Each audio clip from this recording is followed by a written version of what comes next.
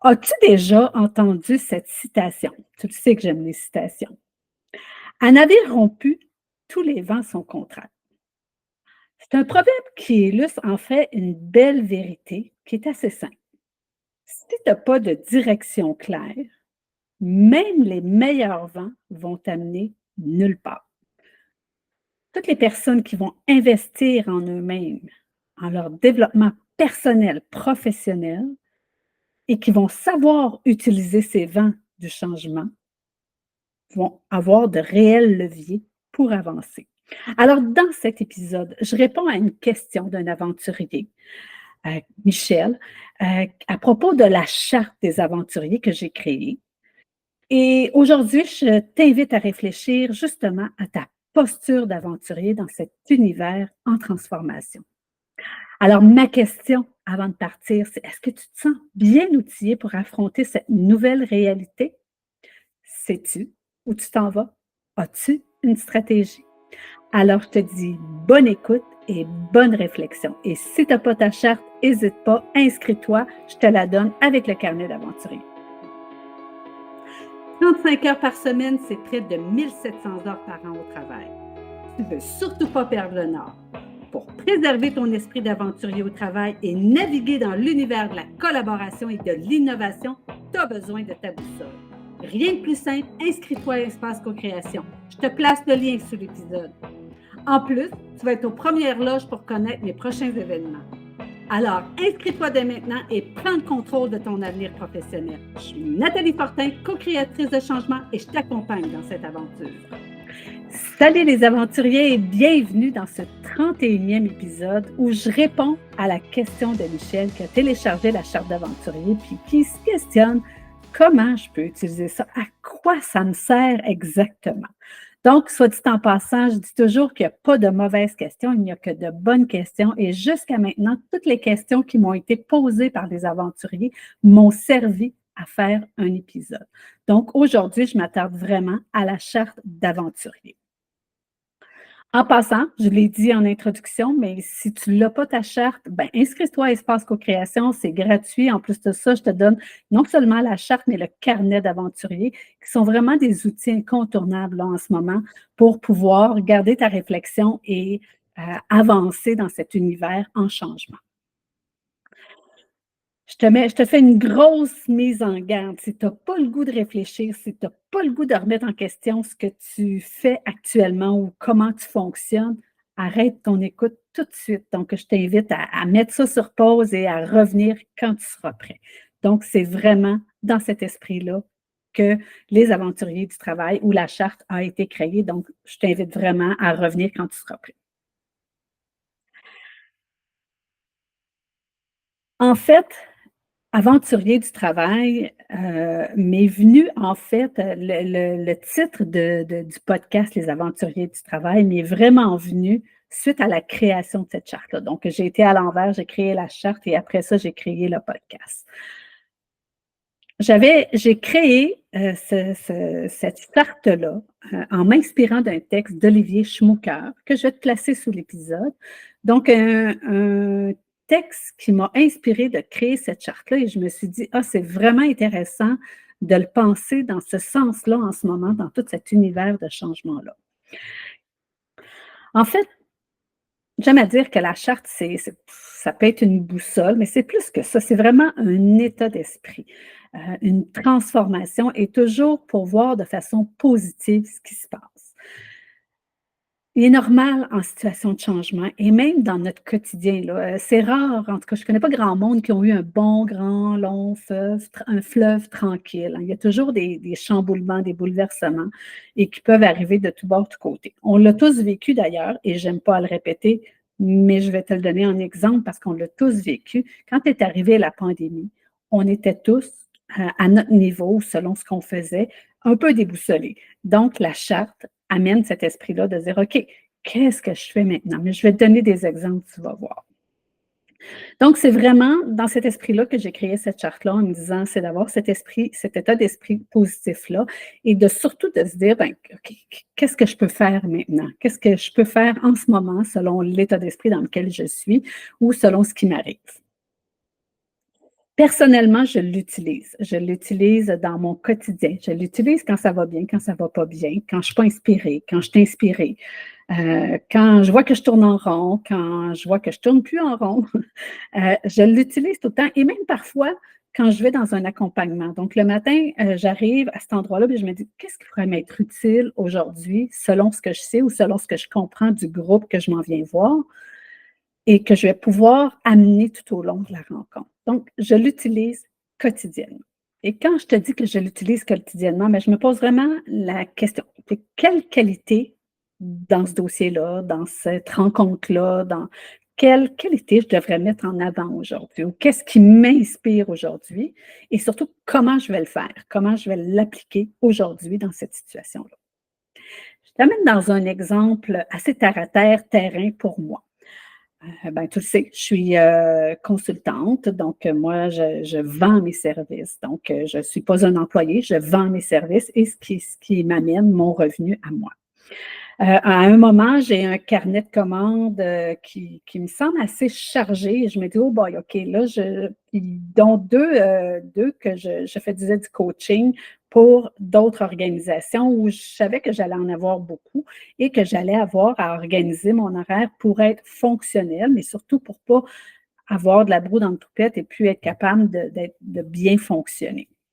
Donc, je me suis dit, ben, quand le mois va arriver, je vais m'installer dans tout ça.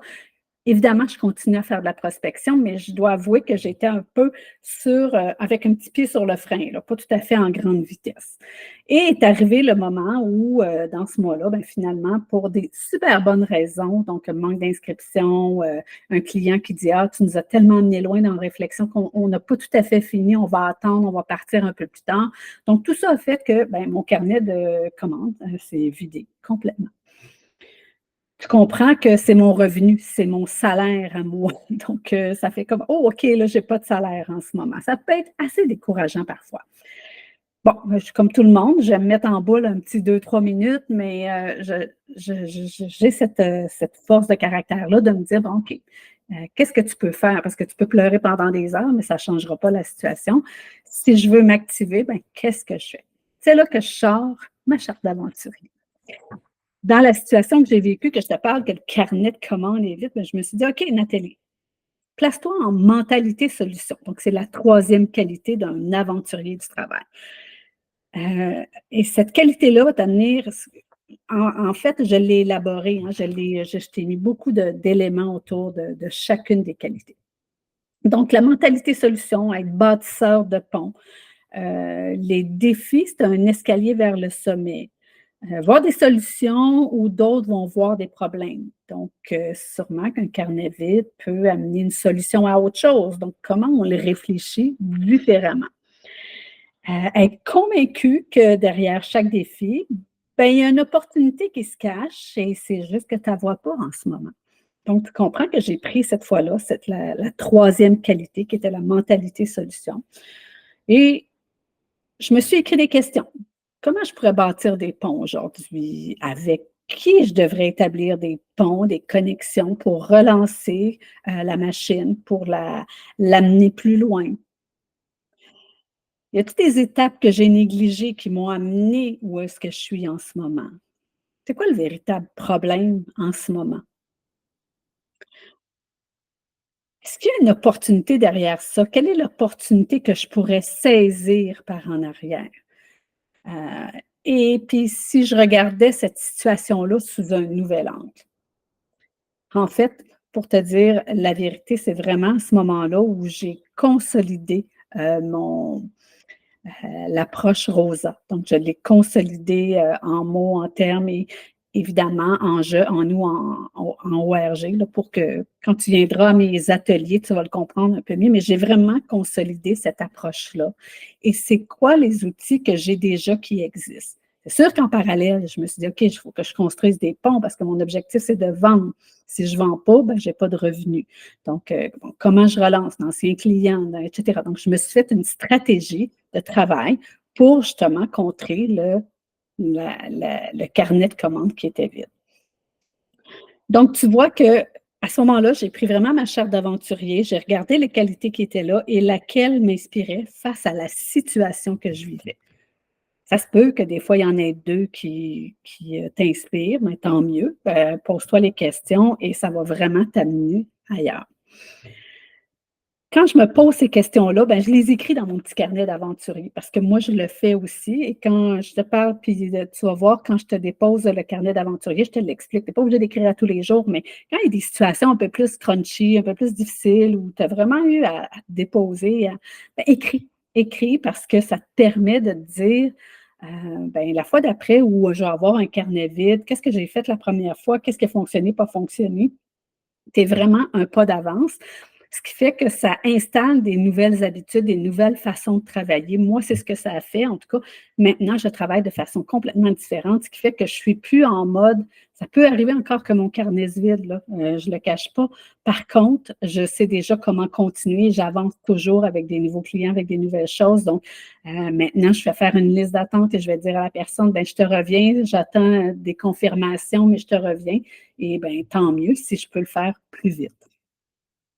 Donc, c'est vraiment de voir une nouvelle façon ton défi, ton problème qui est devant toi. Et je le dis, je le répète, on néglige souvent cet espace de réflexion-là. Et je te le dis, de prendre ce moment de réflexion-là, ben, ça va te faire gagner du temps ailleurs et tu vas aller beaucoup plus rapidement par la suite. Et plus tu vas prendre des notes, plus tu vas aller voir qu'est-ce qui s'est passé dans ton année et qui revient souvent, plus tu vas être capable de t'ajuster, d'aller chercher des formations, d'aller chercher de l'aide. Tu vas trouver les solutions, tu les connais. Et sinon, ça te permet aussi de parler avec des collègues pour voir, ben, hey, moi, je vis telle situation, qu'est-ce que tu en fais? Qu'est-ce que tu ferais ou comment tu le vois de ton côté? La charte, je t'invite vraiment à l'utiliser, puis en regardant chacune des qualités. Il y a des matins où moi, je le fais, là, il n'y a rien qui est problématique et tout ça, mais avant d'amorcer ma journée, ben, je le regarde. Puis je me dis, OK, aujourd'hui, qu'est-ce qui pourrait m'inspirer ou qu'est-ce qui, et comment je pourrais le voir? Donc, de vraiment d'amener ce questionnement-là autour d'une qualité qui est là. Je vais te donner un autre exemple qui me vient là, en voyant Humour indomptable, qui est la 5e qualité. Je reçois un jour un courriel assez crunchy, à mon regard du moins, ou dans l'état d'esprit où j'étais, je l'ai trouvé crunchy, qui un peu touchait ma personnalité, comment je fonctionne, comment je travaille, etc. Que la personne jugeait ne pas être professionnelle. Sur le coup, je dois avouer que j'avais le goût de réagir promptement. Puis après coup, je me suis dit, ben, je ne sais pas si cette personne-là, un jour, j'en aurais pas besoin. Je suis en affaires, donc le but, c'est pas de me faire des ennemis, mais c'est de collaborer. J'aime à dire, je vais collaborer même avec l'ennemi. Donc, on collabore avec tout le monde. Donc, je lui ai répondu d'une façon complètement différente. J'ai amené ça un petit peu sous le thème de l'humour, mais sans dénigrer ce que la personne me disait.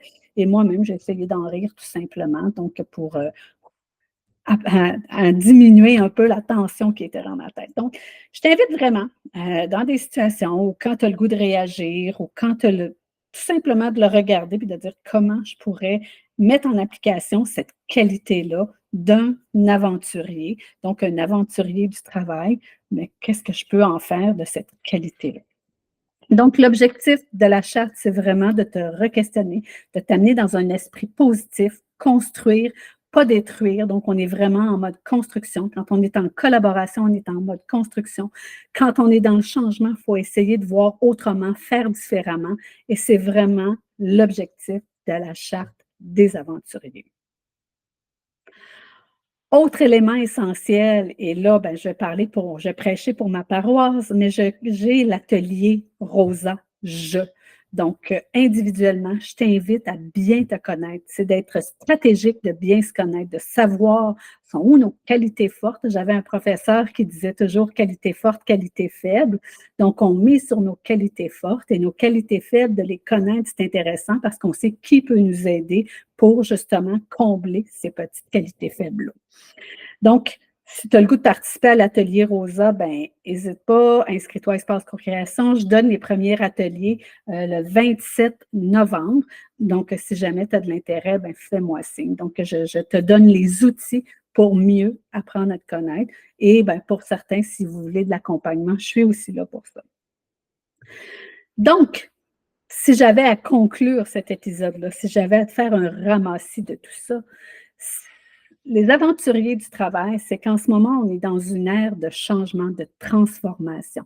Plus tu vas te connaître, plus tu vas connaître la profession, plus tu vas connaître ce que tu peux apporter au monde du travail en ce moment, plus tu vas être capable de dire, OK, je pourrais me former sur ceci, cela, ou j'aurais le goût d'aller explorer ça, ou je peux apporter ça à l'organisation. Donc, tu sais ce que tu es en train de faire et pourquoi tu le fais. Autre élément super important, la charte des aventuriers, c'est vraiment l'état d'esprit d'un aventurier. Quand on navigue dans toutes ces transformations-là, ces changements-là, il y a des moments où on ne sait plus trop comment le prendre, où on peut être découragé, ou peu importe. On regarde la charte et on se dit, OK, qu'est-ce que je pourrais mettre en application aujourd'hui et qui pourrait m'être bénéfique pour faire un pas de plus, un pas par en avant, donc pour toujours avancer dans tout ce qui se passe en ce moment. Et finalement, ben, ton fameux carnet réflexion que je te donne aussi avec l'outil de la charte, ben, comment je peux prendre des notes pour éventuellement ben, faire un retour puis voir, OK, ça se reproduit souvent, j'avais agi de cette façon-là, voici comment je suis intervenue, ça a marché, ça n'a pas marché. Donc, tu es encore capable d'amener de la transformation dans ta façon d'être, de travailler, etc. Alors, si tu as des questions, des commentaires par rapport à cet épisode-là, ben, par rapport à la charte, ben, n'hésite pas, interpelle-moi, j'aime ça, ça me permet justement de monter d'autres épisodes. Et je t'invite vraiment à te poser toi-même des réflexions sur tes qualités à renforcer à chaque jour pour pouvoir affronter tous les changements qui s'en viennent et qui vont encore arriver.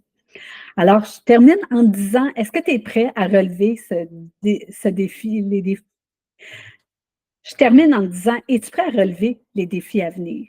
Et te sens-tu bien outillé pour affronter cette aventure? À très bientôt!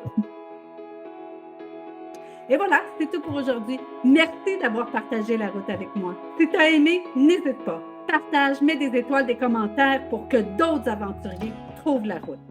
Ensemble, redéfinissons les règles du jeu du travail et engage-toi avec énergie. Et souviens-toi, les aventuriers du travail, c'est ta dose de bonheur et le chemin vers ta réussite.